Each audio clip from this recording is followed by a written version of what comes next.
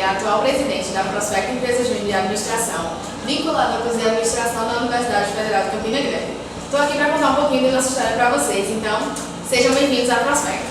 A trajetória da Prospecto é a seguinte: tivemos algumas modificações de nomenclatura, de estrutura organizacional, estrutura funcional, tudo para atender ao nosso objetivo principal, que é desenvolver soluções de consultoria para os nossos clientes. A Prospecto ela foi fundada em 1992 e era composta pelo curso de Administração e Informática, gerando assim o nome Infomanage. Só que a Prospecto foi atualizando e nada mais justo do que modificar o nome para Inove, ou seja, agregando só os alunos do curso de Administração. Porém, a Prospecto ainda continuou se desenvolvendo mais em conjunto com o mercado empresarial. Então, precisamos colocar como foco o nosso objetivo principal. Resolvemos colocar isso na nomenclatura também, gerando assim Prospecto Consultoria Empresarial Júnior. Em 2011, aconteceu a última modificação de nomenclatura que é a que a gente utiliza atualmente, que é Prospecto Empresa Júnior de Administração.